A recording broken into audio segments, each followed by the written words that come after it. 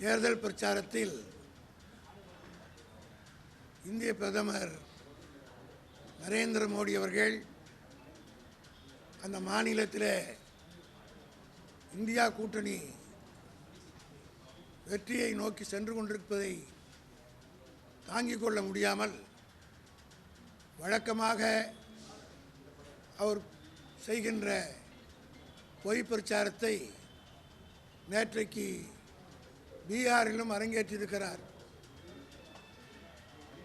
அங்கே அவர் பேசுகிற போது பீகார் மாநிலத்து மக்கள் மத்தியிலே தமிழர்கள் மீது ஒரு அவநம்பிக்கையும் ஒரு விரோத மனப்பான்மையும் ஏற்படுத்துகிற விதம் அவருடைய பேச்சு அமைந்திருக்கிறது.